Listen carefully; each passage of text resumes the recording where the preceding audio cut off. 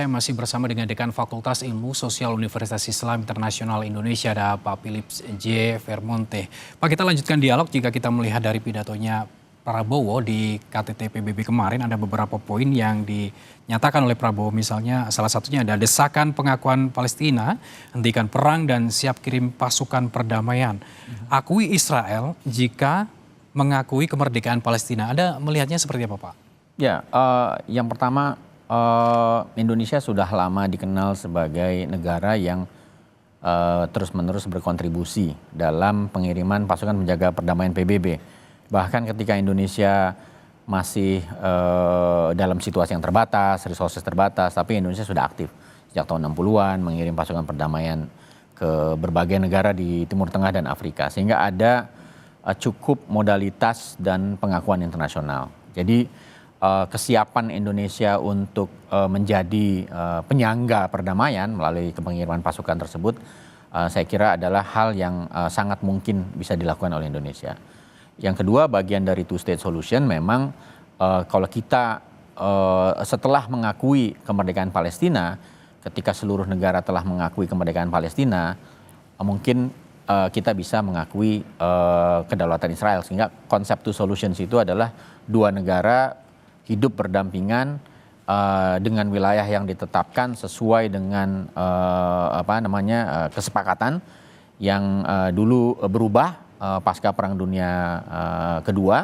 Karena itu dia harus dikembalikan dalam batas-batas wilayahnya dan seterusnya, dan juga menjamin kemakmuran dan sovereignty dari kedua negara. Itu adalah bagian dari solusi yang coba dicapai bertahun-tahun hingga hari ini. Tampaknya ada secercah harapan kalau menurut saya ya, karena semakin banyak yang mengakui kedaulatan Palestina gitu, dan itu saya kira modal yang sangat bisa digunakan untuk implementasi yang lebih konkret untuk perdamaian di sana. Jika kita melihat sudah ada 150 negara lebih yang mendukung Palestina dan mengakui kedaulatan Palestina, lalu menunggu apa lagi, Pak, untuk bisa mewujudkan hal itu?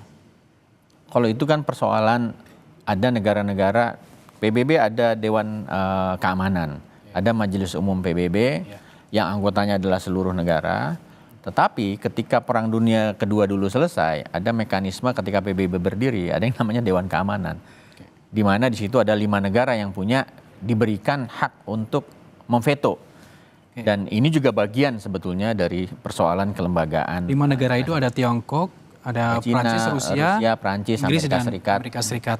Hanya satu yang belum menyetujui hal itu ya? Ya, tetapi karena mekanisme yang sedemikian rupa, maka veto itu menjadi persoalan memang. Tetapi dalam konteks perjuangan menuju kemerdekaan, langkah-langkah diplomasi itu tidak bisa diremehkan juga. Kalau kita tengok sejarah Indonesia, kita menyatakan diri merdeka tahun 45, banyak negara yang tidak serta-merta mengakui kan, tetapi kemudian melalui perjuangan diplomasi akhirnya Indonesia juga dibantu oleh PBB, diberikan legitimasi sebagai negara berdaulat tahun 1947. Sehingga menurut saya fokus kita dalam konteks perjuangan membantu kemerdekaan Palestina, saya kira langkah-langkah diplomatik itu sangat penting dilakukan, dan dalam konteks Indonesia itu tidak hanya dilakukan oleh negara, tetapi juga dilakukan oleh aktor-aktor masyarakat gitu. Dan saya kira mudah-mudahan setelah ini kita bergerak maju lagi, karena ini kan masalah yang begitu kompleks, Mas Gali. Jadi perkembangan-perkembangan positif itu menurut saya harus di-embrace, harus disambut. Kemudian sambil kita letakkan lagi dasar-dasar yang lain, jadi kayak batu bata menuju rumah perdamaian itu gitu. Perkembangan ini menjadi positif, dukungan atas kedaulatan Palestina juga semakin meningkat. Namun apakah ini meningkatkan juga atau efektif untuk meningkatkan kesadaran internasional? Kalau saya lihat dari hasil voting di yang kemarin, endorsement untuk New York Declaration, bahwa ada 145 negara yang setuju, hanya 10 yang menentang, 12 abstain. Itu artinya kesadaran sudah terbentuk di hampir mayoritas negara di dunia gitu. Nah, yang paling penting kan kemudian merawat sehingga orang tidak kehilangan kepercayaan terhadap proses menuju perdamaian. Karena itu perlu langkah-langkah yang lebih konkret. Antara lain yang ditawarkan Indonesia, kita siap kalau PBB memerintahkan pasukan Kirim perdamaian pasukan perdamaian. untuk menjadi buffer agar tidak terjadi serangan-serangan, penggusuran orang dari wilayah, dari tanahnya dan seterusnya. Gitu. Jika itu nanti akhirnya berhasil ataupun kedaulatan Palestina itu juga kembali disuarakan, apakah nantinya juga akan mencerminkan perubahan-perubahan terhadap kebijakan-kebijakan di luar negeri, Pak? Kita berharap begitu ya dalam konteks Timur Tengah ini wilayah yang tidak pernah berhenti konflik. Oke. Kita di Asia Tenggara kan kita menikmati keamanan di Asia Tenggara karena salah satunya adalah karena Indonesia negara yang besar dan kita di wilayah ini dan kita tidak ekspansionis, kita tidak menyerang negara lain. Indonesia bersama negara di Asia Tenggara membangun norma-norma agar wilayah kita damai. Timur Tengah itu sejarah konfliknya panjang sekali gitu. Karena itu setiap usaha dan kita juga akan terpengaruh karena ada banyak hubungan bisnis, ada jalur minyak, jalur perdagangan dan lain-lain. Dan wilayah itu begitu pentingnya untuk sebagian besar negara di dunia.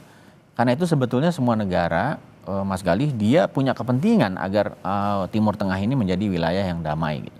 Dan sesedikit apapun yang bisa kita capai pelan-pelan di Palestina untuk usaha mencapai kemerdekaan dan solusi permanen, itu saya kira Indonesia pasti akan secara konsisten telah mendukung sejak lama sekali. Jadi mungkin masih ada harapan nggak di forum PBB kali ini untuk menyelesaikan konflik Palestina-Israel? Kalau dikatakan besok selesai enggak, kalau menurut saya.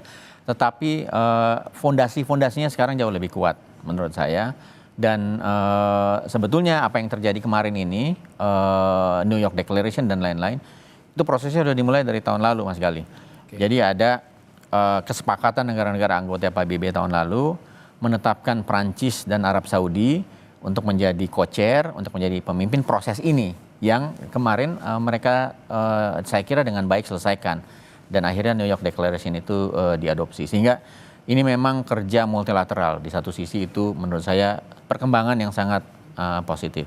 Perkembangan yang sangat positif. Betul. Dan juga membutuhkan kerja multilateral. Banyak Betul. dukungan dari negara-negara ini, Pak. Betul sekali. Terkait dengan desakan pengakuan Palestina, nanti apakah itu juga mungkin akan kembali lagi disuarakan oleh beberapa negara yang nanti mengisi pidato di sidang umum ke-80 PBB? Saya rasa ya. Dan momentumnya pas. Karena ini 80 tahun PBB. Ya kan, 8 dekade. Karena itu waktunya refleksi juga. Bahwa ada yang tersisa yang belum merdeka. Karena dulu waktu didirikan itu ada semangat anti kolonialisme, dekolonisasi, memerdekakan semua wilayah yang masih terjajah. Itu antara lain misi PBB loh. Berdiri tahun 45, sekarang 2025.